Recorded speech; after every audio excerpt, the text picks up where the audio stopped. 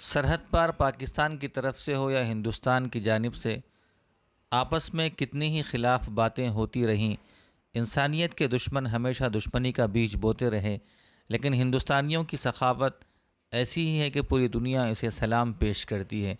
ऐसे ही एक दिलचस्प वाक़ये में एक पाकिस्तानी लड़की का चेन्नई में कामयाब हार्ट ट्रांसप्लांट हुआ। 19 साल लड़की का नाम आयशा रशीद है, जो कराची पाकिस्तान की रिहायशी है। उसके सीने में दिल की पेवंदकारी के बाद जो दिल धड़क रहा है वो दिल्ली के एक शख्स का है। अब यह दिल पाकिस्तान की आयशा के सीने में धड़कता रहेगा। रिपोर्ट के मुताबिक आयशा रशीद को 2019 में दिल की बीमारी के बाइस दिल का दौरा पड़ा।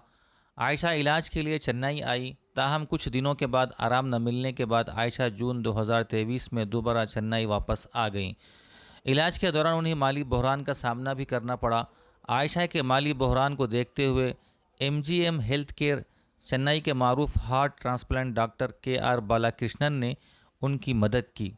डॉक्टर बालाकृष्णन के मुताबिक आयशा पहली बार साल 2019 में उनके पास आई थी। उन्होंने CPR किया, मसनूई दिल का पंप लगाया, जिसके बाद वो पाकिस्तान चली गई। लेकिन कुछ अरसे बाद उसे दोबारा तकलीफ़ शुरू हो गई। उसे बार बार हस्पताल में दाखिल होने की ज़रूरत थी। पाकिस्तान में ये मुमकिन नहीं था कि क्योंकि वहाँ इस तरह का इलाज दस्तयाब नहीं है। मरीज़ के पास सिर्फ उसकी माँ थी, उसकी माली हालत अच्छी नहीं थी। ऐसे में उन्होंने ऐश्वर्या ट्रस्ट के माली ताउन से ट्रांसप्लांट किया गया। आयशा ने नई ज़िंदगी मिलने पर डॉक्टर और हुकूमत हिंद का शुक्रिया अदा किया।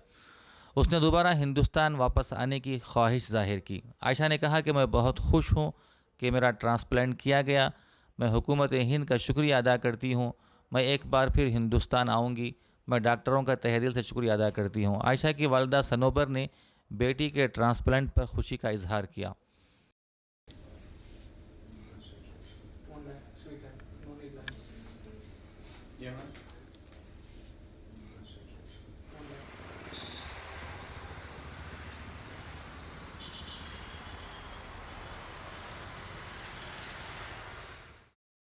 बहुत अच्छा लग रहा है, सही लग रहा है। आप इंडियन गवर्नमेंट को क्या कहना चाहते हो?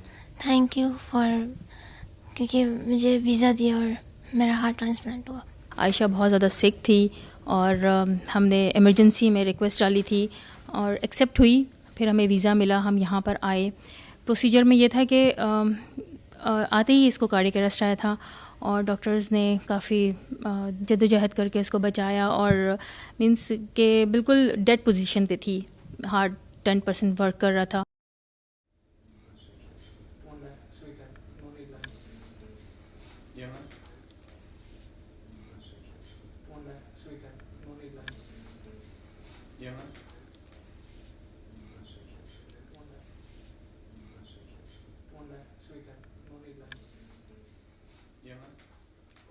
Her heart failure worsened and she required repeated hospitalization. And in that country, managing patients with artificial heart pumps is not easy because the equipment required to monitor now there is not there. And they had no money. So half the time she was not conscious. She had bad infection of the pump. So we had to do something to help. With great difficulty, she got a visa. She came here, she had absolutely no money. She's a single mother. So we had to take care of all the expenses. So Ayesha Trust came forward very generously to help, and I could contribute whatever I could from my own finances.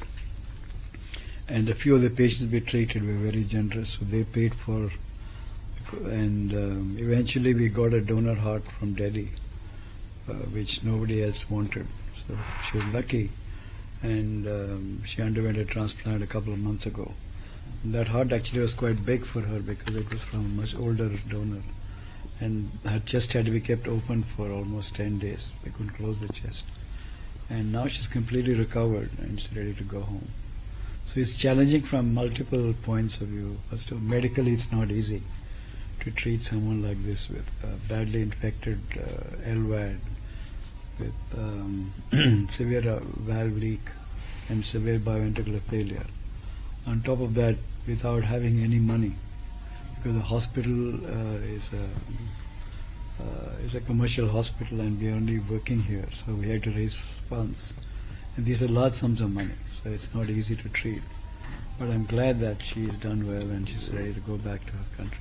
And is there any protocol for the donors from the countries, particularly? Yeah, the Human Organ Transplant Act in India allows foreigners to get an organ if there is no suitable Indian recipient. But now the number of Indian recipients is so much that for a foreigner it's very difficult to get an organ. At best we probably do get one or two in a year. And that too in whichever city there's an organ. So this one happened to be in Delhi. So we had to airlift it from there. So it's a huge challenge, especially for patients where transplant is the only option and no other option exists. So from that perspective, I think she was very lucky. Could do something. How do you compare India with Pakistan? I don't know about that country. I cannot tell you. She's had the kind of treatment she's had is comparable to any country in the world. Cardiac arrest, ECMO, VAD, transplant. Not many countries do outside of North America and Western Europe. And even there, the cost that she incurred here would be a tiny fraction of what it could have costed in any other country in the world. So technology in this country is very good, except that it costs money to offer this treatment. And post-medication, how affected from? Oh, she has to be on lifelong treatment for immunosuppression. And they'll probably take drugs from here because the drugs in India are much more affordable and of good quality. And if she goes to Pakistan back again, will there be any communication? Yeah, with today's WhatsApp and everything, she will be in touch, I would think. We'll be monitoring her through. Yeah.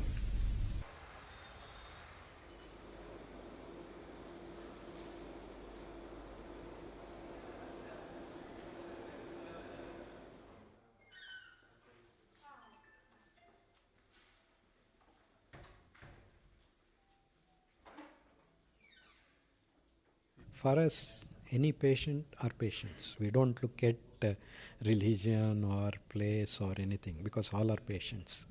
So we will do whatever is possible from our side.